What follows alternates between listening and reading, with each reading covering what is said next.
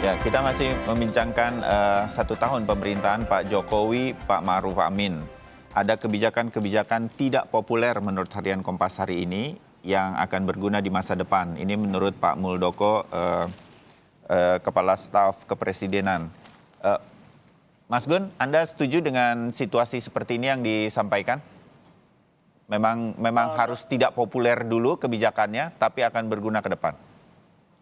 Menurut saya begini, populer atau tidak populer itu akan sangat bergantung pada strategi diseminasi dari pemerintah itu sendiri. Terutama kemudian dalam konteks dua hal. Pertama, merespon apa yang menjadi kegundahan halayak. Dan itu kemudian pemerintah secara sistemik harus punya mitigasi dalam konteks misalnya persoalan-persoalan yang punya potensi meledak di hari kemudian. Jadi kalau ada kegundahan di masyarakat, tetap harus dijawab dulu ya? Iya jelas, karena itu kan memang otoritas pemerintah. Salah satu konteks komunikasi di sistem demokrasi adalah komunikasi deliberatif. Ada konsultasi, ada musyawarah, public hearing, audiensi, begitu. Dan itu menurut saya salah satunya adalah merespon apa yang kemudian muncul dari persepsi yang muncul di halayak. Kemudian pemerintah punya jawaban terkait dengan itu. Ya. Itu yang pertama. Yang kedua soal role of information, soal peran informasi yang dimainkan. Misalnya selain Bang Ali atau mungkin Doni Gahral dan siapa lagi kemudian di tingkat pusat dari KSP, belum lagi misalnya di kementerian, lembaga, dan daerah. Ini kan sangat kompleks nih. Terutama dalam konteks misalnya mengkomunikasikan apa yang diambil atau tidak diambil oleh pemerintah. Karena kan domain kebijakan publik itu soal apa yang diambil dan tidak diambil oleh pemerintah. Ya. Nah, dalam konteks itulah maka ego sektoral dalam dimensi efektivitas kerja birokrasi itu menjadi sangat krusial. Contoh ya, bagaimana misalnya seorang Menko berbeda pandangan misalnya dengan kepala daerah tingkat gubernur misalnya. Ya, Dan itu yang terasa memang. di halayak, betul. Ya, sebagai orang media saya merasakan itu karena kita yang kemudian menyampaikannya begitu. Nah, hal ini beberapa kali kan terjadi begitu. Beberapa kali, bahkan ada misalnya kepala daerah yang menyurati presiden misalnya terkait dengan undang-undang Omnibus Law, ya kan? Ini kan tentu juga menjadi sebuah dimensi yang harus dibenahi begitu. Bagaimana efektivitas manajemen birokrasi dalam konteks vertikal horizontal. Karena apa? Tadi saya setuju dengan analogi Mas Bayu yang sangat menarik. Bahwa ini bukan soal hasil akhir aja dari sebuah pertandingan, tetapi ini soal bagaimana strategi itu diimplementasikan dan para pemain di lapangan itu kemudian dalam satu langkah, satu ritme dengan strategi itu, begitu. Kan ini persoalannya. Ini menurut saya bagus banget tuh analogi itu untuk menggambarkan bahwa ya halayak tahu seberapa besar misalnya atau seberapa berkualitas sebuah tim itu harus berhadapan dengan problem-problem serius dari tim lawan misalnya. Betul. Sama seperti kita akan memaklumi bahwa tidak ada negara di dunia yang benar-benar siap dengan pandemi COVID-19. Iya kan? Cuma tinggal persoalannya adalah how to do yang kemudian dilakukan oleh pemerintah itu menjadi sangat penting untuk kemudian dievaluasi. Contoh misalnya menteri-menteri yang terkait dengan leading sektor penanganan atau penanggulangan COVID-19. Mulai dari bicara ke halayak, ya kan, bagaimana misalnya merespon. Jangan kemudian terus berdiam diri tidak memberikan respon, ya kan. Dan ini kan bisa menjadi sebuah tanda tanya. Bagaimana misalnya dia melakukan proses melokalisir atau merestriksi persoalan. Ya. Belum lagi misalnya bagaimana problematika yang muncul dalam implementasi setiap stimulan atas inisiatif pemerintah seperti misalnya kartu prakerja, kemudian mungkin bantuan tunai dan lain-lain. Yang itu kemudian menurut saya bukan hanya Bang Ali Muchtar, tetapi juga kementerian, lembaga, daerah dalam satu koordinasi utuh. Itu yang menjadi problem menurut saya 2-3 tahun ke depan sebelum Pak Jokowi menyelesaikan masa jabatannya. Pertanyaannya adalah apakah bisa melahirkan legacy atau diingat dalam situasi yang tidak pasti ini sehingga kemudian tidak menjadi catatan manis di ujung pemerintahan Pak Jokowi. Ya, Begitu. sebenarnya legacy misalnya di dalam infrastruktur sudah pasti akan menjadi catatan Ya. bagi Pak Jokowi. Tetapi jangan sampai kemudian tercoreng dengan situasi pandemi beberapa waktu terakhir ini yang menunjukkan hal-hal yang kita bilang seperti pakai bahasa Mas Gun tadi, ada ketidakkekompakan yang kemudian muncul, padahal harus kompak. Bang Ali, seperti yang disampaikan oleh Mas Gun, suara-suara, kanal-kanal, channel-channel untuk publik atau siapapun, rakyat, mahasiswa, berbagai elemen masyarakat untuk menyampaikan sesuatu kepada pemerintah, juga kritik membangun tentunya bagi pemerintah. Ini seperti tidak didengar begitu. Mengapa ini selalu, ya, berkaca pada lagi, saya kembali ke RUU KPK dan kemudian Omnibus Law begitu. Hal ini mungkin kemudian selalu dibalikan saja ke Mahkamah Konstitusi dan lain-lain. Padahal di situ titiknya yang mungkin akan mencoreng legasi Pak Jokowi terutama dan juga Pak Maruf Amin dalam pemerintahan kali ini yang menemani Pak Jokowi. Partisipasi publik, suara rakyat ini harus tetap didengar, bukan didengar tapi kemudian diabaikan begitu. Oke, demonstrasinya boleh, tapi kalau ada apa-apa urusannya ke Mahkamah Konstitusi. Nah, hal semacam itu, Bang Ali? Iya, saya mencatat beberapa masukan yang luar biasa tadi dari Kang Mas Gun. Gun. Tetapi saya mau bilang bahwa saya tidak tahu berapa kali terhitung dalam setiap masalah yang kami harus berjumpa dengan Bapak Presiden, kemudian mendengarkan apa yang beliau sampaikan, apa yang beliau arahkan. Jangankan teman-teman yang demonstrasi. Ada satu kasus yang terjadi di Medan, saya ingat benar-benar. Itu terkait dengan masalah video, mengenai masalah tanah, yang entah dari mana Bapak Presiden menerima. Kemudian ada juga dari Sangihe, itu di Sulawesi Utara. Kemudian ada juga, saya lupa itu beberapa.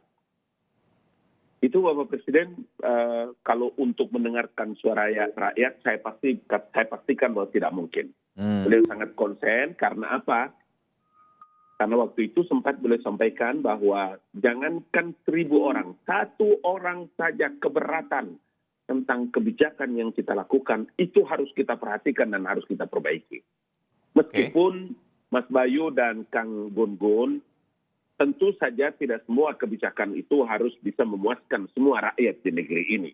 Setuju. Karena apa yang kita saksikan hari ini kan, ya di sana sini pasti kita punya perbedaan ini. Tetapi pemerintah dan negara harus tetap hadir.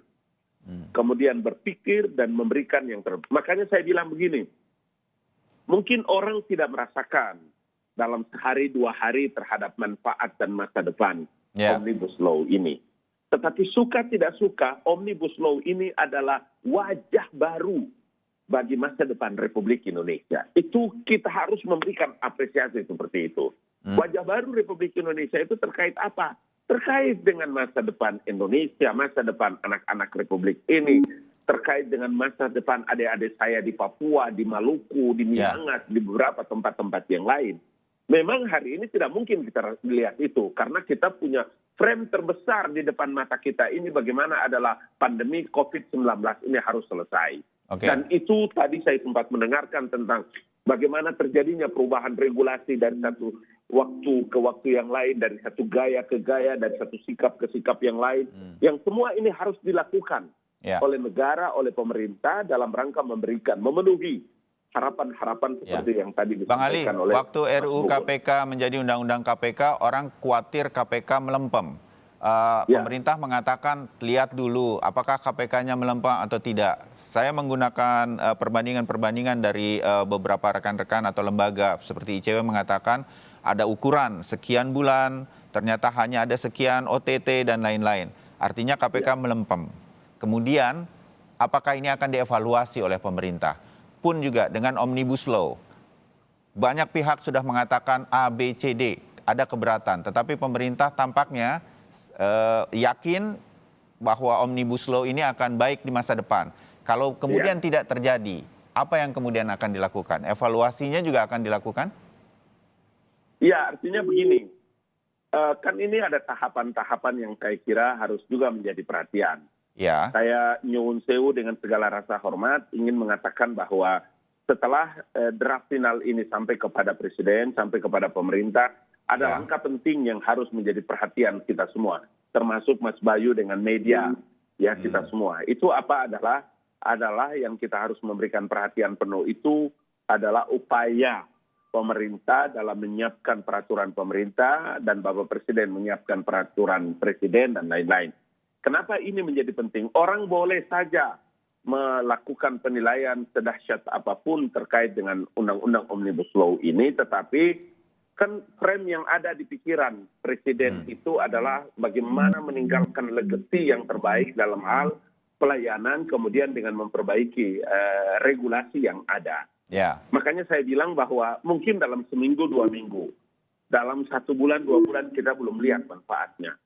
Tapi masa sih ada yang dipikirkan dalam perhatian besar seluruh rakyat Indonesia sebutlah dengan menyangkut dengan Undang-Undang Omnibus Law ini, kemudian tidak mendatangkan manfaat bagi masa depan bangsa dan negara ini. ya. Saya kira sesuatu yang perlu juga harus kita revisi pandangan-pandangan seperti itu. Itu satu. Ya, ya. Kalau mengenai masalah, dulu kita sempat bicarakan mengenai masalah KPK. Tentu saya mau bilang bahwa waktu itu kan Bapak Presiden juga mengatakan bahwa karena yang kita hadapi dan musuh bangsa besar ini adalah bagaimana bahayanya korupsi menjadi satu penyakit yang sangat mengakar bagi masa depan dan pengelolaan bangsa dan negara dan pemerintahan ini, maka memang harus menyiapkan KPK yang kuat. Kalau hari ini dibandingkan dengan KPK yang lalu, saya kira juga kita tidak fair. Karena berapa banyak orang yang menderita atas luar biasanya langkah-langkah yang dilakukan oleh KPK terkait dengan kepastian hukum. Dan itu mereka masih ada loh di dalam penjara-penjara sana. Baik, Saya kira oke. ini fair harus juga kita lihat secara terbuka agar Baik. bisa memberikan pencerahan dan Kapan-kapan kecerdasan kita kepada rakyat. bicara lebih khusus lagi berkaitan dengan ini. Tetapi secara makro, secara umum, sudah tergambarkan 1 tahun dari pemerintahan ini. Waktu saya terbatas, saya ingin singkat-singkat dari Mas Gun dan kembali lagi sedikit kepada Bang Ali ya. Apa yang harus dilakukan supaya sisa pemerintahan Pak Jokowi, Pak Maruf Amin bisa lebih baik dari apa yang terjadi 1 tahun? Karena memang ada pandemi dan lain-lain yang mungkin masih akan ada di belakang dan ada resesi ekonomi. Mas Gun, singkat. Pertama, itu menurut saya tadi meneruskan Bang Ali Mohtar soal peraturan pemerintah yang menjadi turunan dari Omnibus Law. Itu menurut saya harus dipastikan bahwa peraturan pemerintah yang dibuat itu bukan justru lebih banyak menguntungkan free rider, gitu ya. Oke. Penunggang bebas dari Omnibus Law ini, yaitu tetap aja elit kuasa ekonomi dan elit kuasa politik. Jangan sampai kemudian lagi-lagi fenomena seperti Undang-Undang KPK begitu. Justru lebih banyak menguntungkan mereka yang kemudian berlindung di atas nama hukum dalam konteks pemberantasan korupsi yang kemudian berubah landscape-nya dan mereka jauh lebih diuntungkan. Nah, ini juga bisa terjadi dalam konteks misalnya para pengusaha, dalam konteks misalnya mereka yang berkepentingan dengan sejumlah pasal dan ayat di Omnibus Law. Makanya komitmen di peraturan pemerintah itu menjadi penting untuk memastikan bahwa persepsi publik yang tadi dibangun oleh Bang Ali dan Pak Muldoko bahwa ini tidak populer tetapi bermanfaat untuk masa depan rakyat Indonesia. Itu terasa bagi rakyat. Ya. Gitu. Oke. Itu yang pertama. Ya. Yang terakhir, itu saya pikir begini. Tidak ada memang rakyat yang bisa puas seluruhnya. Tetapi ukuran-ukuran yang kemudian bisa diraba dari persentase-persentase hasil survei itu bisa menjadi indikator gitu ya. Sehingga kemudian kerja-kerja ilmiah itu bisa menjadi supply bagi pemerintah untuk menentukan sikap dan pilihan-pilihan. Apakah kemudian berpihak pada publik atau berpihak pada sedikit orang yang disebutkan oligarki begitu. Sehingga kemudian di situ menurut saya akan menjadi ujian kesejarahan Pak Jokowi sendiri dalam konteks di periode kedua ini, karena kan tidak ada periode selanjutnya. Artinya saya berharap ada satu kepastian bahwa Pak Jokowi tetap seperti Jokowi yang mungkin waktu memimpin Solo begitu, atau mungkin waktu dia bertransformasi menjadi national leader, menjadi RI 1. Dan itu menurut saya akan tercederai kalau kemudian banyak hal yang merugikan publik, terutama di wilayah regulasi akibat suara mayoritas di DPR bisa mengesahkan apapun yang diinginkan kemudian disahkan. Itu yang disebutkan majoritarian tendensi begitu. Ya, baik. Jangan Oke. sampai itu kemudian merugikan publik. Oke, Bang Ali, hanya satu yang bisa menurunkan prosentase kalau nanti ada survei dari siapapun, lembaga manapun, bahwa tingkat kepuasan publik atau rakyat terhadap pemerintahan Jokowi Maruf Amin ini bisa meningkat lagi, bisa baik lagi. Kerja nyata, all out untuk segala sesuatu yang diyakini oleh pemerintah. Bisa ya, Bang? Ya, jadi Mas Bayu ini sedikit ya saya boleh ya. Masih ada terngiang-ngiang di kuping saya ini kemarin setelah dipanggil Bapak Presiden. Ya. Presiden mengatakan bahwa Presiden dan pemerintahan ini ya memiliki komitmen, dan tadi saya sudah katakan dari awal untuk melakukan lompatan-lompatan pembangunan dengan langkah-langkah yang cerdas di tengah-tengah krisis pandemi yang melanda kita. Apapun alasannya bahwa krisis ini, kata beliau, dijadikan sebagai momentum untuk kebangkitan Indonesia baru. Karena itu, ketika kita bicara tentang laporan 1 tahun pemerintahan Jokowi Ma'ruf Amin, maka yang harus menjadi perhatian juga kami itu, tadi sedikit disinggung oleh Mas Gun-Gun, terkait dengan masalah Undang-Undang Omnibus Law. Saya ingatkan dan saya yakin seyakin-yakinnya bahwa Undang-Undang 12 tahun 2011 menjelaskan tentang betapa kedudukan PP dan Perpres itu adalah satu tarikan napas yang tidak akan mungkin bisa dia berbeda. Kita tunggu itu, Bang. Iya, itu dengan begitu maka tidak mungkin akan bisa berbeda dengan ketentuan undang-undang. Karena apa? Karena PP dan peraturan presiden itu adalah Perpres, maksud saya itu adalah langkah-langkah dan kerja-kerja teknis sebagai penjabaran dari ayat dan undang-undang yang ada dalam undang-undang Omnibus Law. Nah, yang kedua atau yang terakhir yang ingin saya sampaikan adalah insya Allah tidak sedikit pun bergeser ya komitmen pemerintah pusat, kemudian sampai dengan daerah, terus untuk melakukan langkah-langkah penanganan terkait dengan pandemi, kesehatan, tentu ekonomi akibat COVID-19 yang membuat kita hadapi hari ini bersama-sama. Dan itu tidak bergeser sedikit pun komitmen Bapak Presiden Joko Widodo dalam mengambil langkah-langkah yang terbaik untuk kepentingan bangsa dan negara ini. Baik, Bang Ali, Mas Gun, terima kasih. Jadi semua ini saya kembali kepada hasil Litbang Kompas yang mengatakan keyakinan publik terhadap pemerintah ini masih tinggi. Ini yang kemudian harus dijawab. Mudah-mudahan apa yang disampaikan Bang Ali menjadi janji lagi yang kemudian harus ditepati seperti kata Mas Gun. Dengan kerja. Sudah nggak perlu citra lagi, Bang Ali. All out. Terima kasih. Kita tahu lawan kita Argentina sebagai tim nasional. Kita dukung timnas kita. Kalah sudah pasti. Tapi perjuangan di lapangan yang harus dilakukan.